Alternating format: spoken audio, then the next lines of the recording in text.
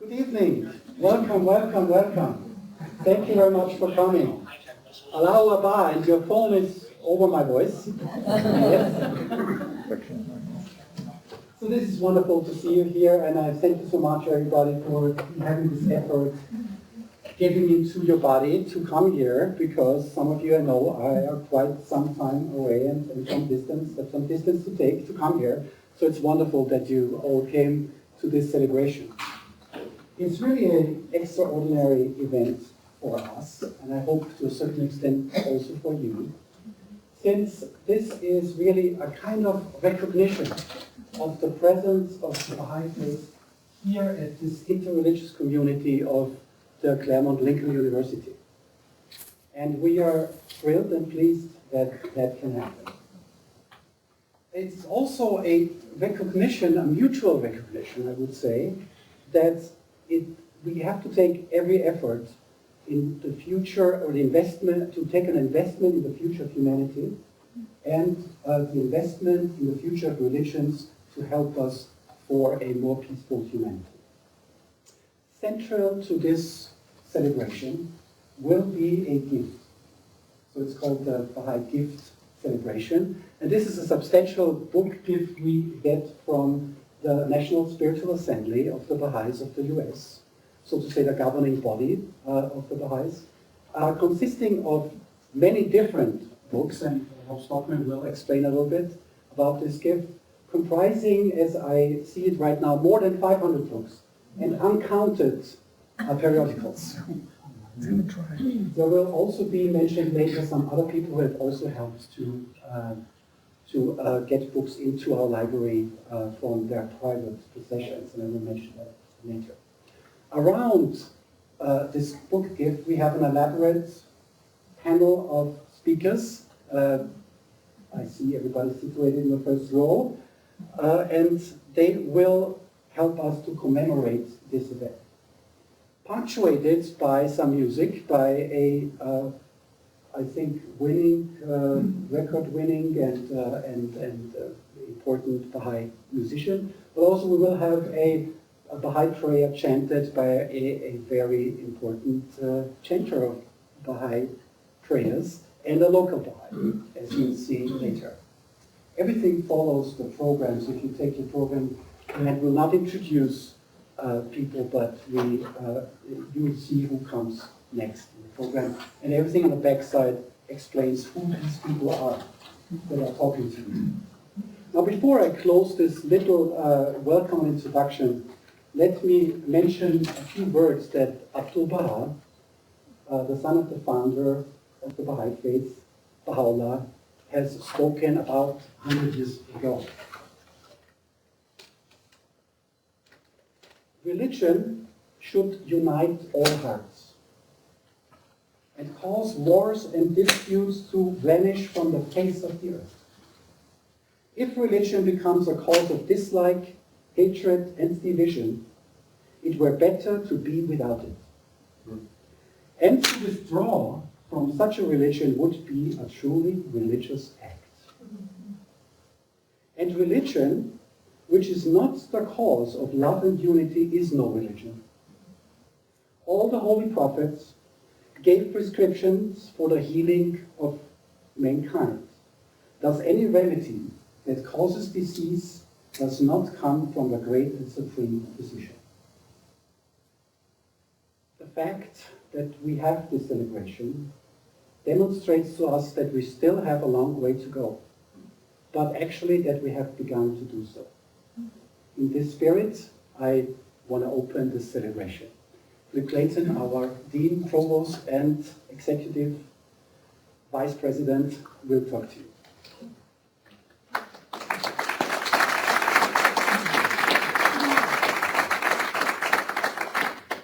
Thank you, ladies and gentlemen. And on behalf of Claremont Lincoln University, I want to welcome you to this very, very special occasion.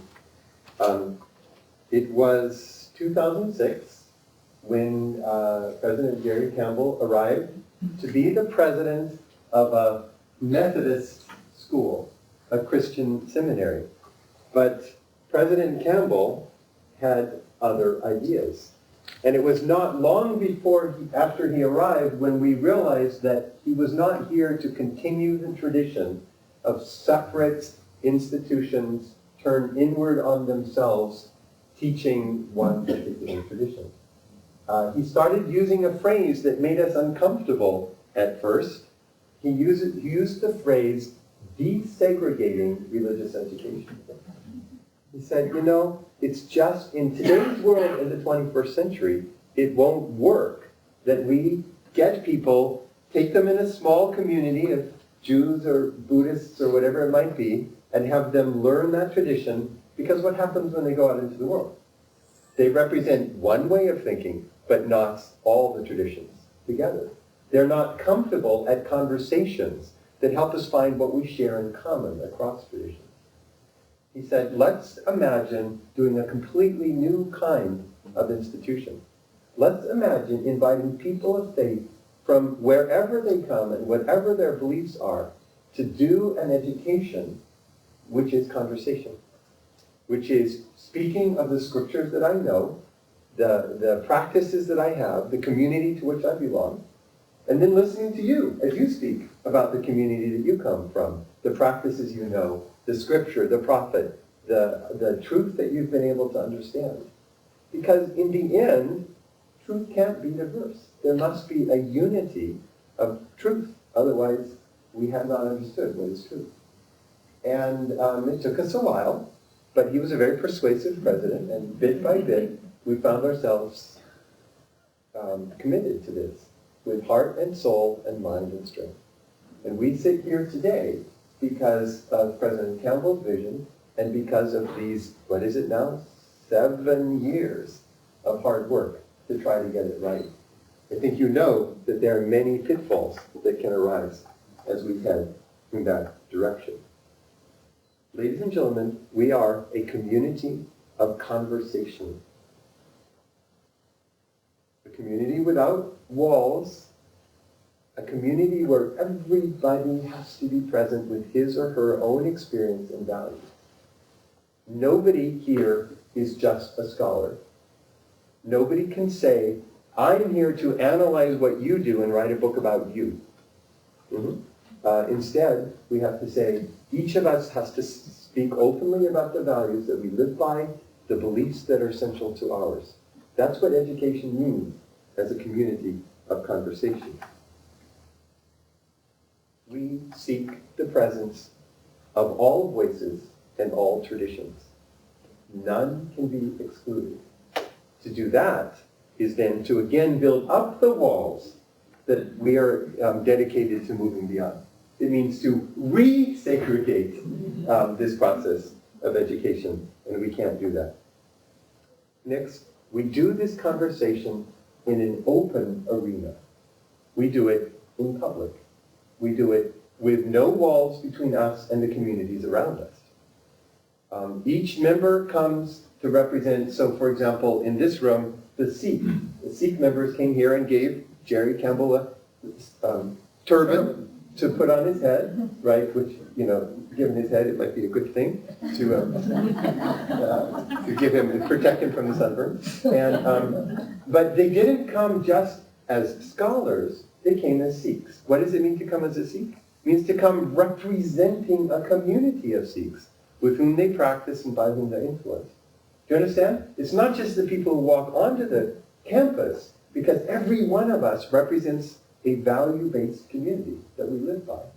You can no more sever the bonds between yourself and your community, right? Than you can sever the bonds between your bones and your sinews, right? So we do the conversation in a public arena.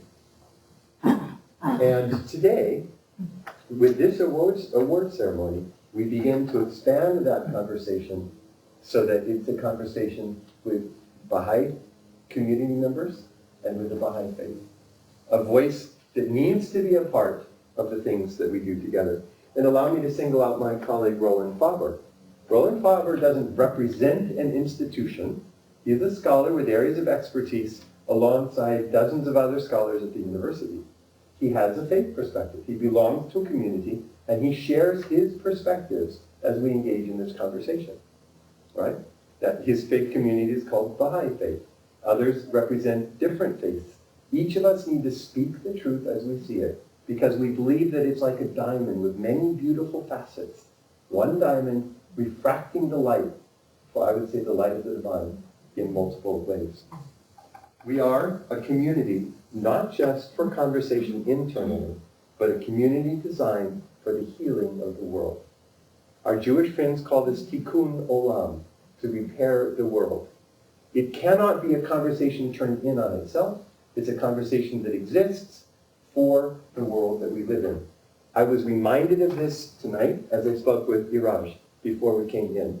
And he spoke of the 7 who've been in prison now. The 5-year celebration has passed, right? He has just come back from Washington, D.C., where he's been on CNN and speaking with leaders. Our conversation here does not occur in a vacuum. It occurs in a world where there's persecution, where religious freedoms are taken away, where the totalitarian governments block people's ability to be a community of learners and a community of conversation. Those values have to pervade what we do, and our conversation needs to make a difference in the world. This requires some new modes of discourse for us as Claremont Lincoln. Old-style academia won't do. Values-free religious studies won't do. Theory for theory's sake, divorce from practice, won't do. We need to learn to make those connections between us. And for that reason, as I close, I especially want to welcome members of the Baha'i faith to this ongoing conversation. The contributions of Baha'i are well known. The emphasis on the unity of religion and humanity, the harmony of science and religion, which for me as a scholar of science and religion is especially important, the equality of the genders, the eradication of prejudice, the fight against racism and poverty, and before all of us, the goal that humans can live peacefully together, with each one being guaranteed their right of freedom of belief, freedom of religion, freedom of expression. I cannot tell you how important it is that we sit here tonight together to begin a conversation. And I hope that it will last for many years, that we will learn much about each other, and that together we can help to repair the world. Thank you very much.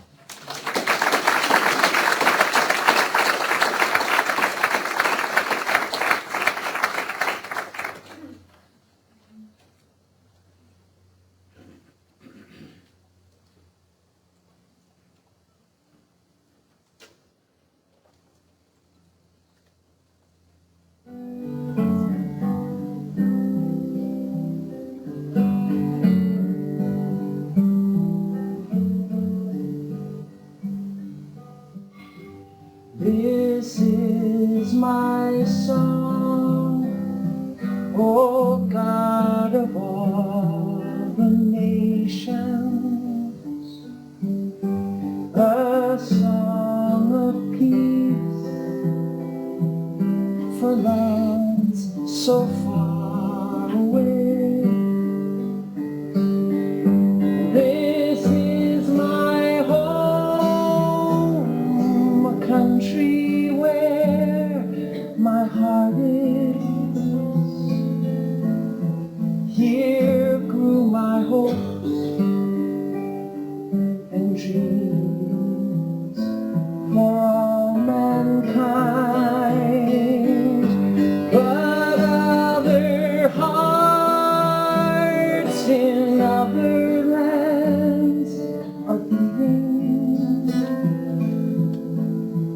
with hopes and dreams as true and high as mine.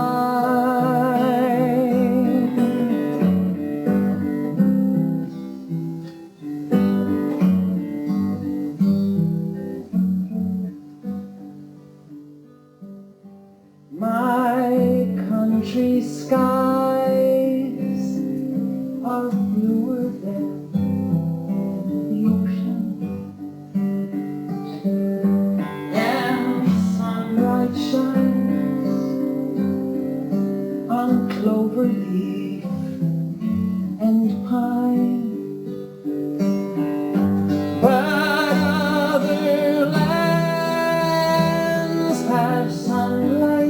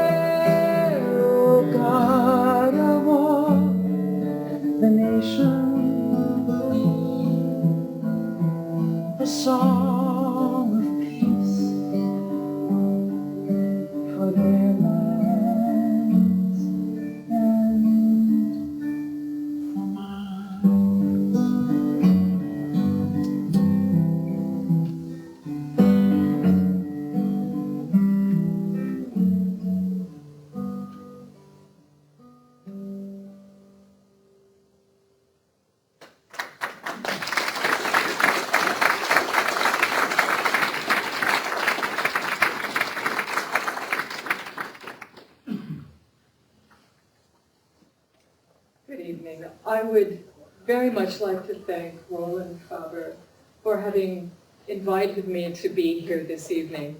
I suspect that part of it in the breaking down of walls is that I am also representing Northern California this evening. I had written a talk. It was too long. I tried pruning. I was unsuccessful.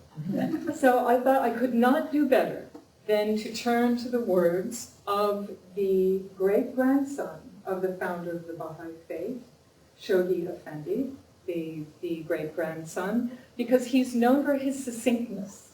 And therefore, I'm going to be a keeper of my pledge and stay within my 8-minute limit. Says Shoghi Effendi.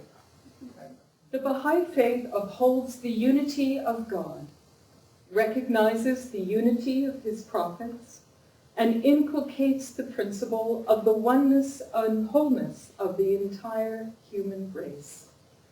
It proclaims the necessity and the inevitability of the unification of mankind, asserts that it is gradually approaching, and claims that nothing short of the transmuting spirit of God can ultimately succeed in bringing it about.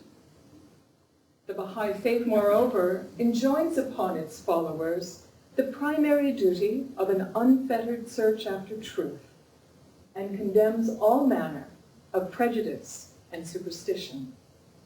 It declares the purpose of religion to be the promotion of amity and concord, proclaims its essential harmony with science, and recognizes it as the foremost agency for the pacification and the orderly progress of human society. The Baha'i Faith unequivocally maintains the principle of equal rights, opportunities, and privileges for men and women, insists on compulsory education, eliminates extremes of poverty and wealth, abolishes the institution of priesthood, prohibits slavery, asceticism, and monasticism, prescribes monogamy, discourages divorce, emphasizes the necessity of strict obedience to one's government, exalts any work performed in the spirit of service to the level of worship, urges either the creation or the selection of an auxiliary international language, and delineates the outlines of those global institutions that must establish and perpetuate the general peace of mankind. The Baha'i Faith revolves around three central figures, the first of whom was a native of Shiraz named Mirza Ali Muhammad, known as the Bab, or Gate.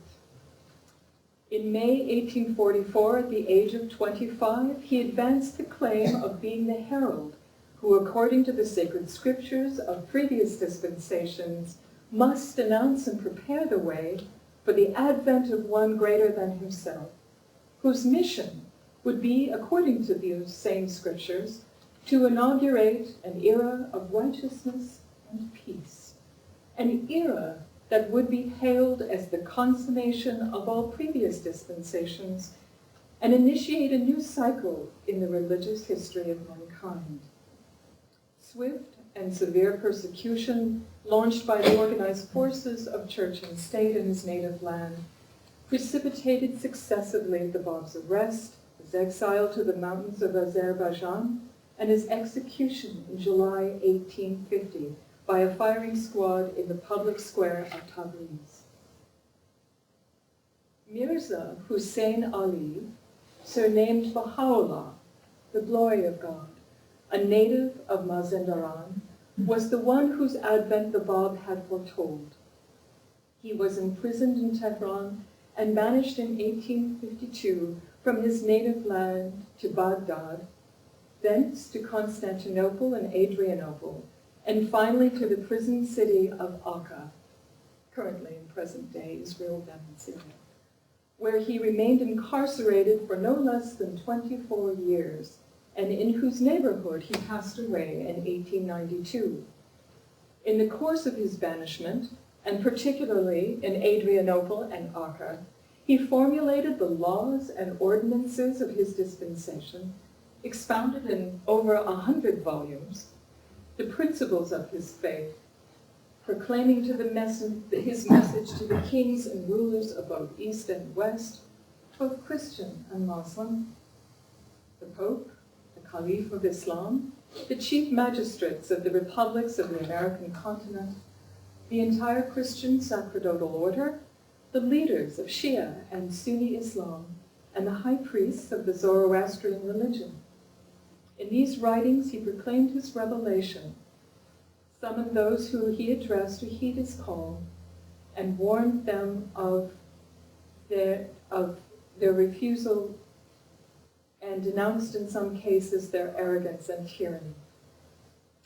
Baha'u'llah's eldest son, Abdu'l-Baha, the servant of Baha, appointed by him as his lawful successor and authorized interpreter of his teachings, since early childhood shared his father's exile and tribulations, and remained a prisoner until 1908, when, as a result of the Young Turk Revolution, he was released from his confinement.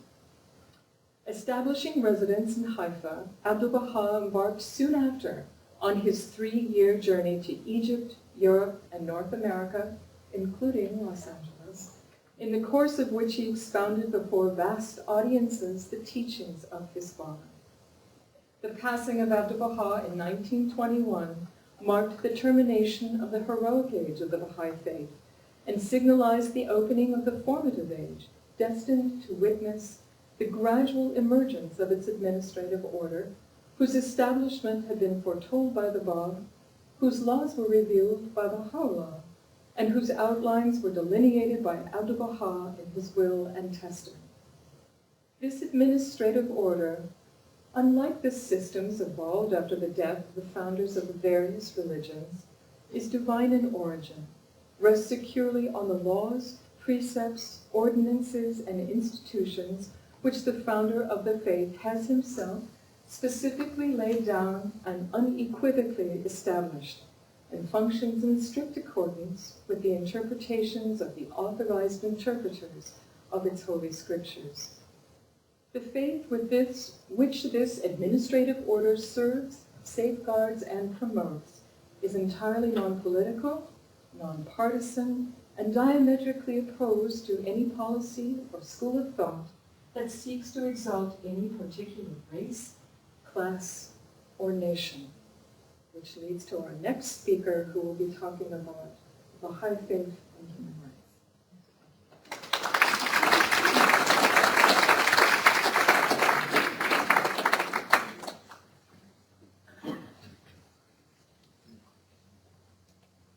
I suppose this would be the right moment to stop talking.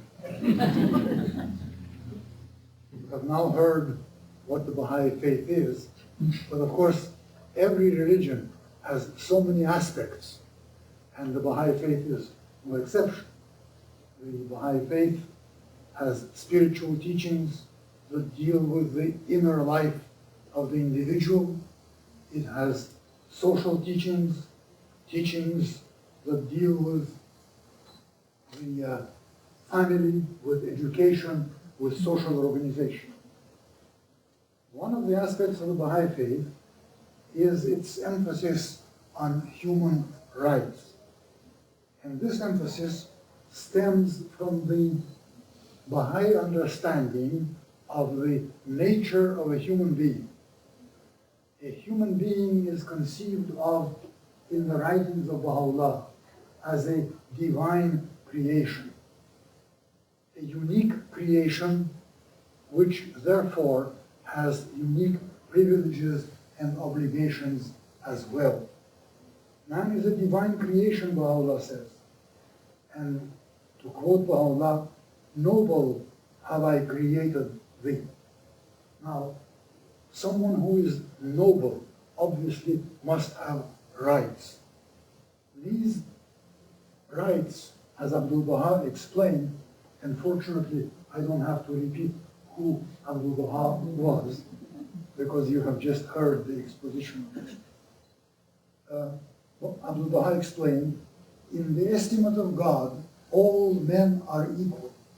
Therefore, equal standards of human rights must apply to all, and no person may claim rights or privileges which are denied to others. Again, in the Baha'i writings, know ye not why we created you all from the same dust? That no one should extol himself over the others. Elaborating on these essential principles, Shoghi Effendi stated, Baha'is should have the most scrupulous regard to safeguard the legitimate personal and civil rights of all individuals. Whatever may be their chosen career or station in life, and irrespective of their racial, national, religious, or ideological background. In all transactions and dealings that affect basic human rights, the standard required of the supporters of Baha'u'llah, a standard that must claim their unhesitating and unreserved acceptance, and which they must meticulously and assiduously uphold, is that they should not make the slightest distinction between friend and stranger. Now this, of course, is not easy to live up to, but these are the principles. These are the basics. Or between believer and unbeliever, supporter or antagonist. Even toward one's antagonists, one must have the same attitude as toward one's friends. Now, Baha'i conception of human rights goes beyond the contemporary Western standards of political and social rights. Every human being, Abdul Baha taught, has the right to has a right to live, has a right to rest, and to a certain amount of well-being. Now, these are rights that are not at present recognized in most Western countries. The right to rest, the right to the vacation as a human right, but Abdul Baha says this very clearly. Nobody should die of hunger. Everybody should have sufficient clothing. So sufficient clothing now for the Baha'is is a human right. One man should not live in excess while another has no possible means of existence. Thus, food, shelter, clothing, and other necessities are, in Baha'i view, human rights. It is significant that in all despotic or totalitarian countries, Baha'is are banned. The Baha'i faith is not permitted. Obviously, with teachings such as these, they do not coexist very well with oppressive regimes. Now, to turn from the general to some particulars, since we are here in the United States. The Baha'is of the United States have for many years pursued the dream of the realization of these human rights. The Baha'is were among the earliest organizations, groups, or communities that fought for the equality of races. Abdul Baha addressed the second convention of the National Association for the Advancement of Colored People. The Baha'i National Spiritual Assembly was probably the first governing body of a religious group which had black members. And since then, the Baha'is have persisted in pushing various human rights in many, many contexts, particularly in the context of the United Nations, because the United Nations deals with human rights on an international scale. For instance, the Baha'is worked for the ratification by the United States Senate of the Convention on the Prevention and Punishment of the Crime of Genocide. And if it weren't for 8 minutes, I would tell you some interesting stories about it.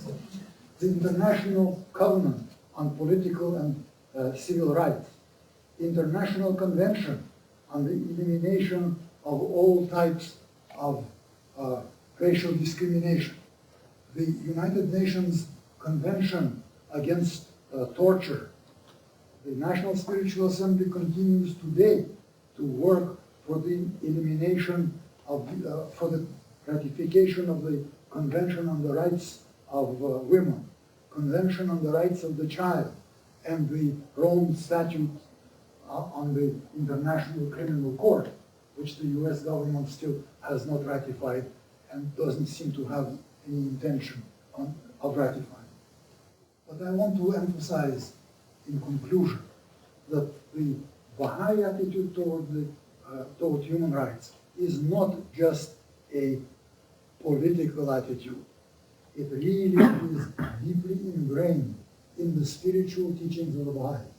For the Baha'is, defense of human rights is a religious obligation. It is not something that can be either taken or left to itself.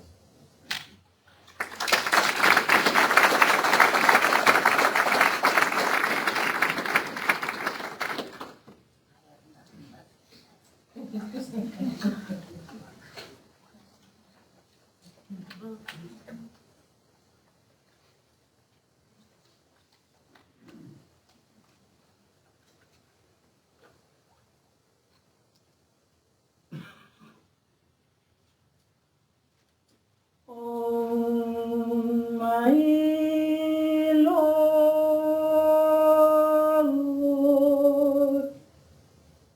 and my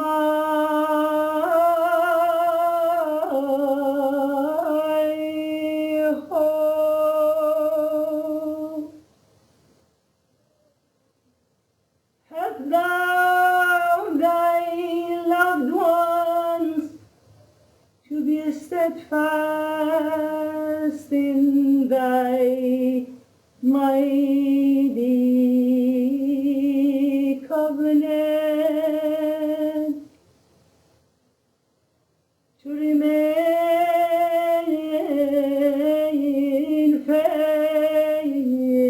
faithful to thy manifest cause, and to carry out the commandments thou didst set down for them in thy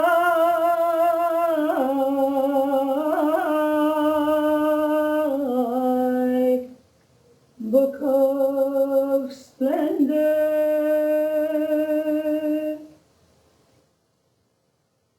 that they may become banners of guidance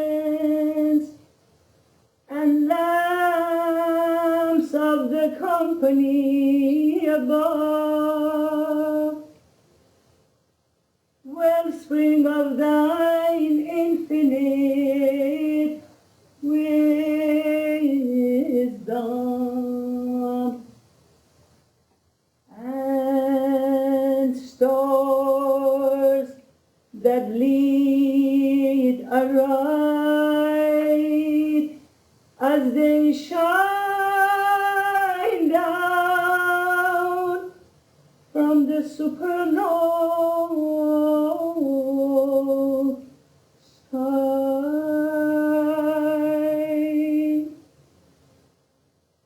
Verily art thou the invincible, the Almighty,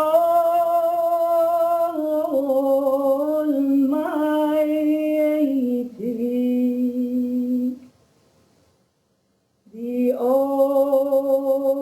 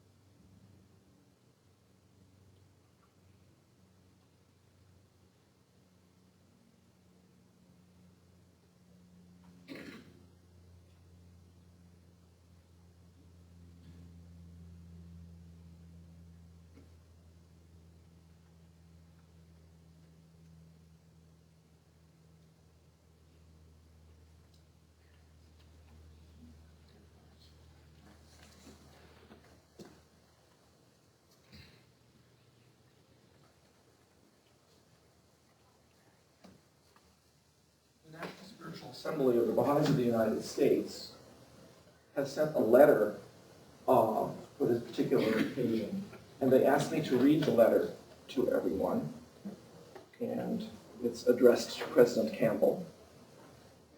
The signator is Kenneth Bauer, Secretary of the National Spiritual Assembly. Dear Dr. Campbell, as we celebrate with you the augmentation of Claremont Lincoln's library with a large and diverse selection of books from the growing literature of the Baha'i Faith, we wish to take advantage of the occasion to warmly commend you, your fellow administrators, your faculty, and your student body on the impressive progress you have made in the span of a few short years in building a university committed to inter-religious dialogue and cooperation. In this second decade of the 21st century, religion remains a robust and powerful force in human affairs, a profound motivator of the most noble, high-minded, and unselfish conduct. At the same time, prejudice rooted in religious ignorance continues to be a formidable obstacle to harmony and peace across the globe. There could thus be few endeavors more urgently needed than the earnest efforts of people of goodwill, like those being shown by the Claremont campus community, to seek knowledge and understanding of the beliefs and practices of the world's great religions, the great religious systems, from unbiased and authoritative sources. So it is that Baha'u'llah, the prophet founder of the Baha'i Faith, has excoriated religious intolerance, cautioning that, quote, the diverse communions of the earth and the manifold systems of religious belief should never be allowed to foster the feelings of animosity among men, unquote. And he has summoned his followers to, quote, consort with the followers of all religions in a spirit of friendliness and fellowship. That happily, the tumult of religious dissension and strife that agitated the peoples of the earth may be stilled, unquote. It gives us great pleasure to present the university with these many books, generously donated by members of the American Baha'i community, in hopes they may aid present and future Claremont scholars and students seeking to become better acquainted with the aims and purposes of this youngest of the world's great religions, to familiarize themselves with the illustrious lives and works of its central figures, to broaden their knowledge of the momentous events that gave its birth, and to examine the dynamic processes of growth that is propelling it to ever greater prominence on the world stage. Signed, Kenneth Bowers. Let me give this to you, President.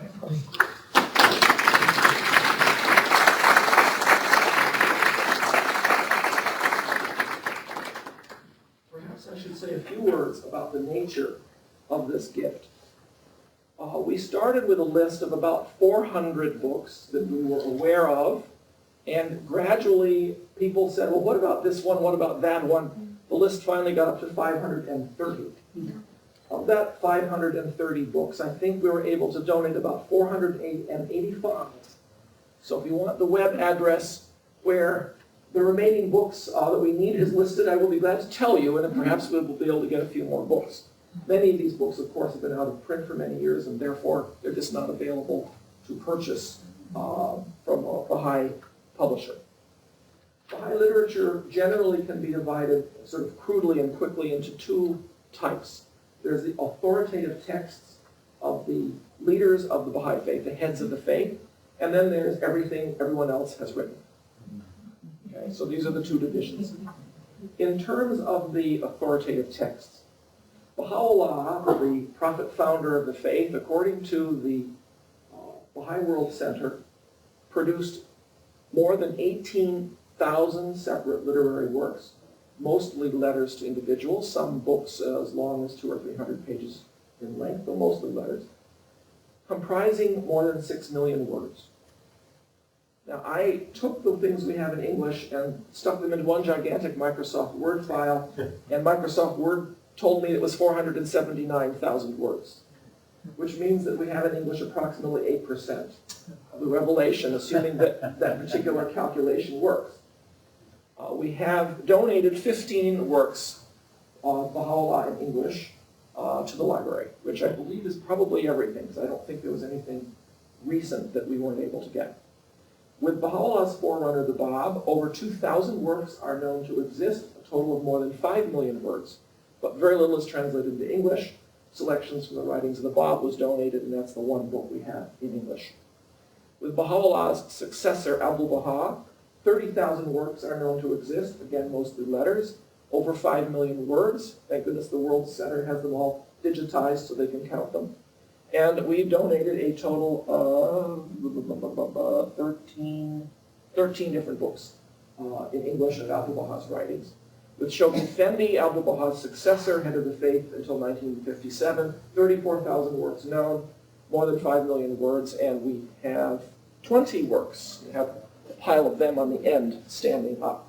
This particular donation here is a donation from Deborah and John Cano right here in the area, which could have been mailed to Wilmette. We could have mailed them back, but there was no reason to do that. And so we have a very nice example of what was the single largest donation of contributions to the National Spiritual Assembly's contribution right here. The Universal House of Justice, who knows how much has been written on their behalf since they have a staff. I once heard they had 250,000 letters, and that must have been 30 years ago. I bet it's 500,000 letters now written on their behalf or in some way overseen by them. So it's a vast amount of text. We have 5 books of their production, of their authoritative text. Now everybody else's writings, lots of things, of course, have been produced. You can divide it into various categories. For example, biographies. Biography and history are probably the single largest category of stuff that we're able to donate. 61 specific biographies, 52 works of history. For example, this came in on Monday, biography of Leroy Iolis. So that's an example of the kind of stuff that we have. These are 3 new books I'm giving to the library right now. Commentaries about Baha'i writings by various people. We have 25 books of those, 20 works of theology, 2 works of ethics, 13 works of apologetics, 4 philosophical works, 4 works on world religions. It's kind of hard to know how to categorize some of these, so I may actually have categorized things that could go in a different category. Popular literature, teaching, introductory works. We have 19 introductory books on the faith. Children's literature is only one example of that. There's a whole collection of that could have been donated as well. And if anyone wants, for example, here to study Baha'i children's literature, they would need a collection of it. So perhaps someday we'll want to build that up. Applied literature is a very general category. I don't know what Manna from Heaven is about. Oh, economic science. So that's an example of applied literature. We have 56 examples of applied literature here that we're donating. Economics, international development, world peace, various works of that sort of thing. So that gives you an overall sense of the kind of materials that we have. We also have donated various periodicals. This is, for example, the Baha'i Yearbook, which became the Baha'i World later on, Volume 1. About 20 volumes were produced ultimately of this particular publication. This covers the years 1925 to 26 as a reprint. And of course, if you want to know about the Baha'i faith in the 1920s, this is one of the ways of getting the information. It's very nice. It was produced at the time, of course, so you have a contemporary account. We have less of other kinds of literature. One could, for example, expand quite a bit the collection of what you could call Orientalist and missionary literature, some of which was anti-Baha'i literature produced by Presbyterian missionaries or early European Orientalists like Gobineau, who've written about the Baha'i faith. I don't think we have any of their materials. Unfortunately, there's a vast amount of traditional Persian scholarship, almost none of which is available in English. We only donated 2 books in Persian. Almost everything we've donated is in English. And those particular works were recent popular works in Persian. I scrutinized the titles and I was actually able to read them. I was kind of surprised.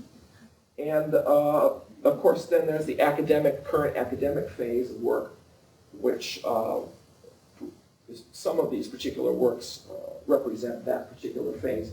We don't yet have the body of really high-quality academic work that we would like to produce, and it's augmenting every year. I remember talking to Dr. Kazemzadeh about this once, complaining about the poor quality of our literature, and he quoted a Russian proverb to me. He said, "When there are no fish in the river, a crayfish is a fish." What we have is growing literature of growing and improving quality, and we're very happy to have donated this as a gift to the university.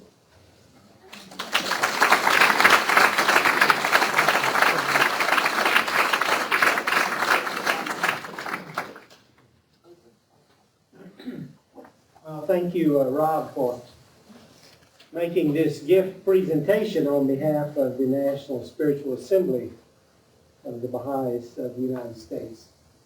I confess to you that I'm, for 35 years, a librarian. And you really can't get a better cornerstone than this representation of human knowledge in book form, or, as we say nowadays, also in digital form. We take it either ways. But knowledge is kind of consecutive, and it builds upon knowledge. And so the way we learn is from those who came before us and through understanding. So this is a profound gift.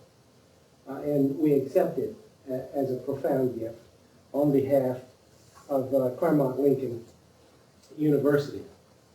I wasn't given 8 minutes.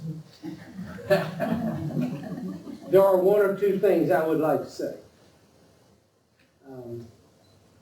One is, I need that quote, Roland, because I am in profound and essential agreement with the sentiments expressed in that quotation. If our religious traditions can't work together for mutual compassion among us, then they fail us as religious traditions. And from the standpoint of an educational institution, one of the things that became immediately obvious in looking around just in the Los Angeles area was that practitioners were in desperate need of ways to work together. So we saw mosques and synagogues and churches and temples all trying to work together without any foundation for that having been provided in the education of their leaders. But to work successfully in a local community, one has to work with one's neighbors of whatever religious persuasion they may be. There is a practical need for that. And so we thought it would be useful to try to extend that kind of interfaith practical work into the educational world. And so this is a relatively small place. We're about the median size for a school of theology in the Christian tradition. So we thought, even as a small place, let's give it a beginning. I am constantly in search of a way to describe what we do. And it's interesting to see the descriptions that I've used that I didn't use but got attributed to me.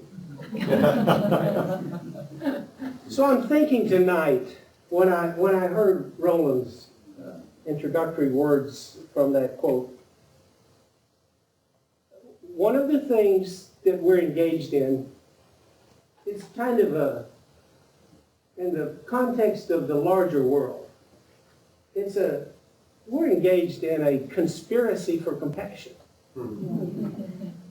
I'm looking for ways to describe it that people will understand. We know in our governing group there are things about which we will never agree. And so we said a kind of simple-headed thing. Let's let trust and compassion trump agreement. Let's agree. We won't agree. Let's just love one another. And then we can treat one another with compassion. And that's what we're about. And as you heard the provost say, it's not a head trip. If we do not put our ethics to work in the world, then they're of no practical use to us or anyone else. I like this piece of the Baha'i about human rights. I like that. I'm a United Methodist. We have the United Methodist social principles in our, what do I call that thing? There's this book that governs all that we do. Helena knows what it's called. Book of Discipline. I'm pretty undisciplined. It's the Book of Discipline. When I heard this short presentation on the Baha'i social principles, I'm from Texas. It's one of my downfalls. I used to play poker, and I remember someone said, I'll see your 5, and I'll raise you 10. That's kind of what it sounded like. I'm thinking about my own social principles and I heard these remarks. We all ought to try to outdo one another on compassion. That's where our competition ought to be. And religion fails when it goes down any other path. I want to thank you for being here. This is an important undertaking we're about. And it will only succeed with you here with us. So thank you, and thank you for this gift.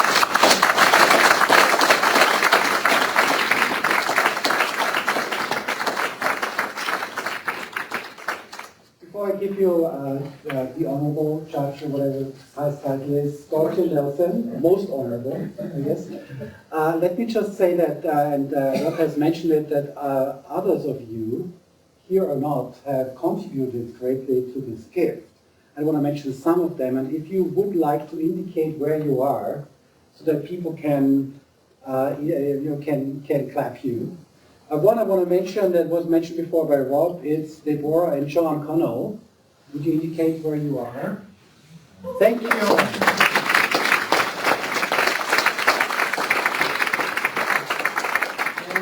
Also her sister Lenia and also her husband Mark Brush.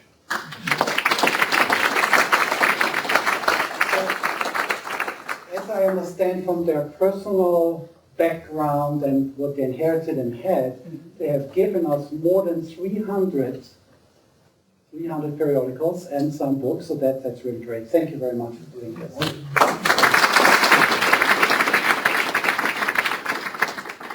Some books we have been were donated to us from Dwayne L. Herman, if he is here.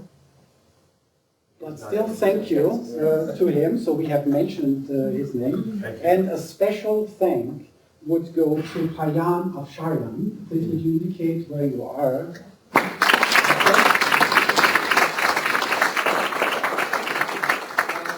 It is colleague Tony Lee from Calimont Press in Los Angeles. Has come to us as the first ones giving us books for our library. So thank you so much for doing this.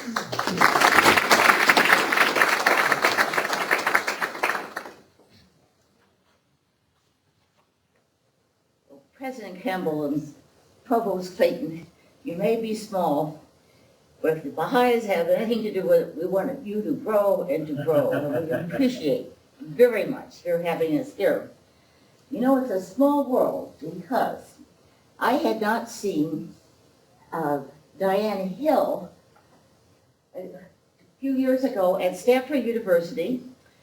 President Gerhard Casper, our good friend, called me up and said, after Baha spoke at Stanford in 1912 at the Memorial Chapel, we haven't had a Baha'i since then.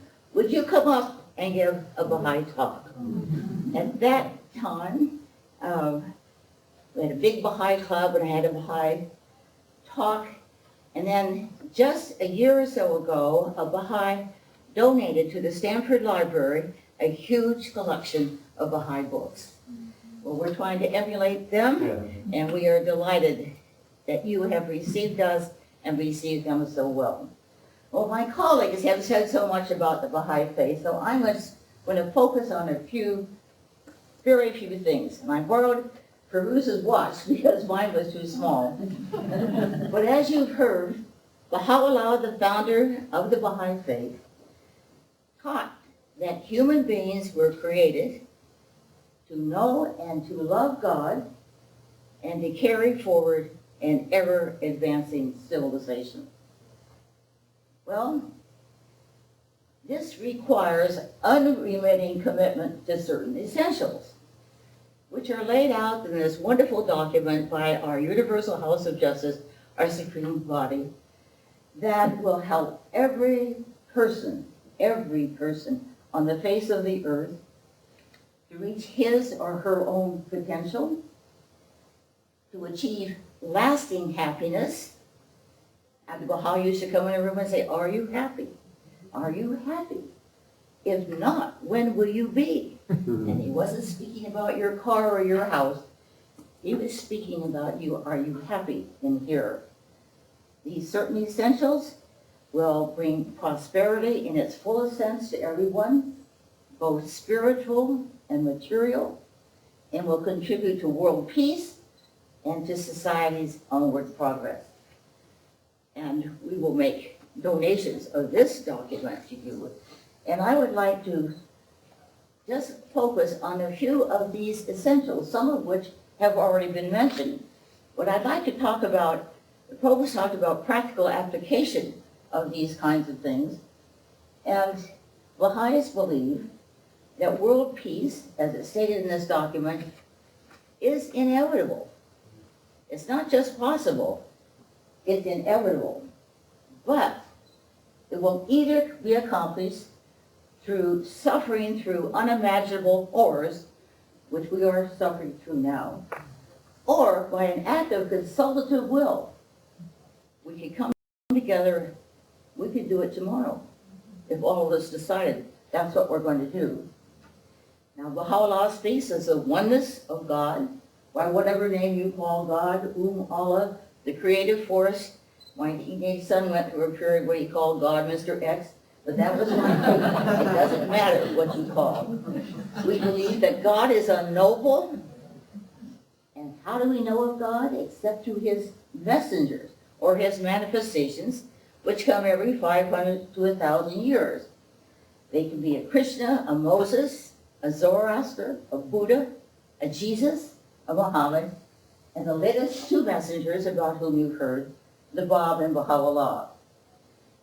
Baha'is speak of this as progressive revelation. All of these messengers of God are equal, spiritually. They all teach the fatherhood of God, the brotherhood of man, the power of prayer, the golden rule, the immortality of the soul. But they differ in the intensity of their message, because we've grown up. It's like starting in kindergarten, going through first grade, second grade. My sister's a first grade teacher, but she knows as much as the sixth grade teacher. But she teaches her first graders that which they can understand. And so, when Baha'u'llah speaks of all the messengers of God, he says they abide in the same tabernacle, they soar in the same heaven, they utter the same speech, are seated on the same throne, and proclaim the same faith. But as we have grown up, we have proceeded from emphasis on the individual, the tribe, the city-state, and nationhood, and now to a global society. These messengers have revealed, Bab and Baha'u'llah, new social laws to give guidance. Now, we've heard about the independent investigation of truth. When I first wrote my first law book, USC Law School, I put one of the quotes from Baha'u'llah in my preface when he spoke about independent investigation and justice, when he said, "O Son of Spirit, the most beloved thing in my sight is justice. Turn not away therefrom if thou desirest me, and neglect it not, that I may confide in thee. By its aid thou shalt see with thine own eyes, and not through the eyes of others, and know of thine own knowledge, and not through the knowledge of thy neighbor. Ponder this in thy heart, how it behooveth thee to be. Verily, justice is my gift to thee. Set it then before thine eyes. For a law professor, that was a wonderful quote. But he speaks about universal education. And I remember way back in 1975 when I was a delegate to the UN Women's Conference in Mexico City, I was invited to Cairo, Egypt, to confer with Mrs. Sadat, the wife of the president of Egypt. She was going to give a talk for the women of the East and I for the women of the West. I was then dean of the law school, and she said to me, "V. Nelson, I don't understand. You have universal education in America. You have a high rate of crime, a high rate of juvenile delinquency, a high rate of divorce." I said, "Well, Mrs. Sadat, as you know, I'm a Baha'i. Since we believe our purpose is to know and to love God and to carry forward an ever-advancing civilization." 1 minute. We believe what we're missing is spiritual education. And therefore, we need to teach about moral readiness, which to use your knowing and loving qualities in service to the world of humanity. Well, let me speak about one other thing with Mrs. Sadat. When we talked about equality of women and men, and she told the story of after the wars, the Six-Day War in Israel and then the following war in Egypt, a woman from Jerusalem wrote to her and said, "My husband was killed in the wars. My only son is in prison in Egypt. As one mother to another, would you find him and send him home?" Not only did she find him and send him home, she published a letter in the Jerusalem Post which said, "As one mother to another, until we refuse to give up our sons and daughters to war, we will not have world peace." There was another interesting thing, and I'll have to close with this particular example. My husband and I have spent a good deal of time in China working with their emerging system. And one day, I turned to our translator, Mr. Sun, and said, "Mr. Sun, I would like to meet some Chinese women." "Why do you want to meet women? They're number 3 visit. You're number 1 visit." I said, "Mr. Sun, I'm a woman." He said, "Is the judge going to come along?" Well, my husband is a judge also, but he was the judge. So my husband said, "Yes, I'm coming." We went to the All China Women's Federation, and I got up and gave the Baha'i view about men and women are like the 2 wings of a bird. The one is male and the other is female. Unless both wings are strong, the bird cannot fly heavenwards. The Chinese love things like that. But if you notice, you cannot take the right wing of a bird and put it in the left socket. Men and women have different and unique qualities. Women such as mental alertness, such as intuition, such as service and caring to humanity. Not that men don't have those, but women have them in abundance. So, poor Mr. Sun had to translate that very slowly. And my husband raised his hand and said, "May I say something?" He said, "Until women achieve full equality, men can't be the best of what they can be." Well, boy, did he translate that slowly. But as we left, he patted Jim on the shoulder. "Mo Fang Zhang Hu." I don't quite say that perfect. I said, "Mr. Sun, what are they saying?" "Model husband, model husband." You said one time, well, I have to conclude that in the Baha'i writings it said, until men and women achieve full equality and high policy-making positions in laws and politics, not partisan politics, but the governance of the world peace is not possible. I thank you very much for your attention.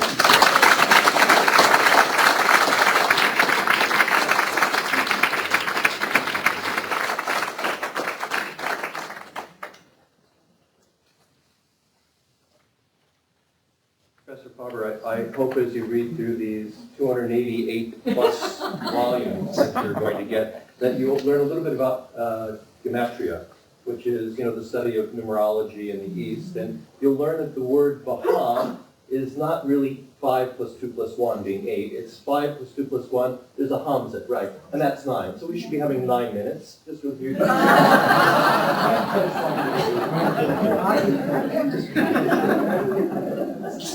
I'm going to attempt to read my notes because if I talk, as you see, I'll get pulled away and I have a timekeeper that I'll try to stay to. From its inception, the Baha'i community has been an ardent promoter of interfaith dialogue and activities, undertaking a number of modest initiatives around the world focused on the subject of leadership and moral education. 150 years ago, Baha'u'llah exhorted his followers to consort with the followers of all religions in a spirit of friendliness and fellowship.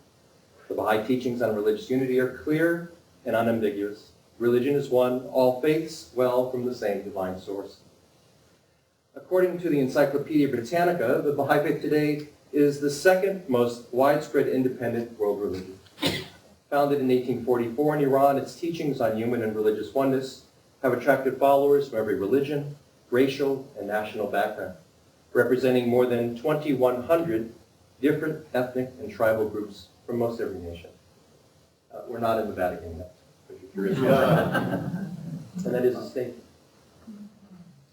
For Baha'is, the World Parliament of Religion, I should say over the past year I've had the unique bounty to serve as a representative from the Baha'i community with other religious leaders across North America on the task force under the auspices of the Council for the Parliament of World Religions. For Baha'is, the Parliament of World Religions has a special significance. Here in Chicago in 1893, where Rob is from currently, the Baha'i faith was first publicly mentioned in the Western world. While the religious representation was overwhelmingly Protestant, the speakers were yet Muslims and Buddhists, Hindus, Confucians, Jains. We have a Jain here, I know. And Zoroastrians. The opportunity this year before the various religious leaders was to share and discuss how our religious communities engage in interreligious preparation of its leaders. The reports presented and the discussions that ensued opened a window onto the vast landscape of the spiritual neighborhoods in which we all live, weighing the commonalities, differences, and synergies between us. What became fast evident was how wide the continuum of religious literacy was amongst the religious leadership. Cultivating leaders with the skills to engage in interreligious in awareness and dialogue, I hope this brief introduction will give a broad stroke of some of the key aspects of the current educational philosophy and approaches underway in the Baha'i community, as drawn from the concepts and principles in the Baha'i writings. One passage captures an essential theme in Baha'u'llah's vision. The fundamental purpose animating the faith of God and his religion is to safeguard the interests and promote the unity of the human race, and to foster the spirit of love and fellowship amongst men. Suffer it not to become a source of dissension and discord, of hate and enmity. This is the straight path, the fixed and immovable foundation. Whatsoever is raised on this foundation, the changes and chances of this world can never impair its strength, nor will the revolutions of countless centuries undermine its structure. Our hope is that the world's religious leaders and the rulers thereby will unitedly arise for the reformation of this age and the rehabilitation of its fortunes. Let them, after meditating on its needs, take counsel together, and through anxious and full deliberation, administer to a diseased and sorely afflicted world the remedies it requires. I know we have to cut this short, so I'm just going to choose a few things that we learned. What is Baha'i leadership? An appreciation of the governance set within the Baha'i mode of operation is characterized by a novel form of religious leadership. Stated simply, we have no clergy. In the Baha'i community, the emphasis on group leadership, as opposed to individual power, runs throughout the Baha'i administrative system. In a recent concept paper prepared by the Baha'i International Community, which is a recognized NGO working with the United Nations since its inception in 1947, it emphasized top-down models of community development can no longer adequately respond to modern-day needs and aspirations. The world community must move towards more participatory, knowledge-based, and value-driven systems of governance, in which people can assume responsibility for the processes and institutions that affect their lives. These systems need to be democratic in spirit and method and must emerge on all levels of world society, including the global level. Consultation, the operating expression of justice in human affairs, should become the primary mode of decision-making. Naturally, old ways of exercising power and authority must give way to new forms of leadership. One concept of leadership will need to be recast to include the ability to foster collective decision-making and collective action. It will find its highest expression in service to the community as a whole. Focusing on community building and the emphasis of empowering future leadership, we open our doors to the collective youth in our communities to meaningfully participate with those of like age, to become engaged in developing their powers of expression and the qualities of spiritual perception. The Universal House of Justice presents these words, which I offer for further discussion with emerging leaders present here, because we're all youth. I tell everyone this half of me is a youth, the other half is just carrying on. Those interested in these ideas might find great encouragement in the experience of the Baha'i communities. I think this is the closing paragraph of the promise that you just spoke, promise of world peace.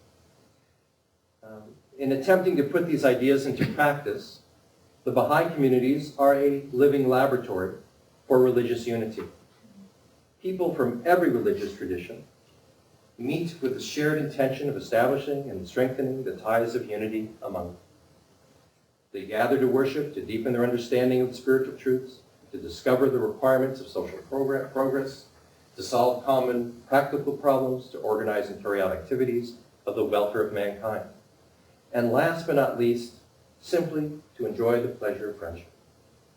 In these communities, religious prejudice is given way into religious brotherhood. They share a common goal to demonstrate through deeds that the oneness of mankind is a reality and that its fruits are the material, intellectual, and spiritual progress of all those who live in its light.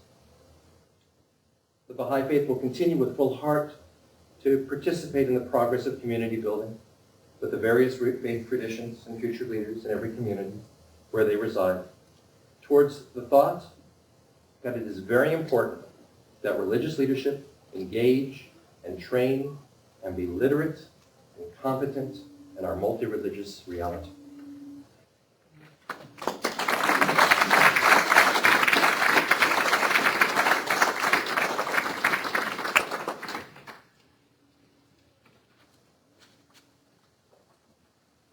We have not sung together. I think we need to sing together. And this seemed like a perfect thing to sing. It's a prayer of Baha'u'llah's to help us when we, as you said, this is not, it's not always an easy path. And it's more than us, and we need help to do it. And so this is one of the prayers of Baha'u'llah, and the way I do it is as a call and response. So I'll give you a line, and you just sing it back to me, and we'll sing it. Goes like this. Oh my God, oh my God, oh my God, oh my God, unite the hearts, unite the hearts of thy servants, and reveal to them,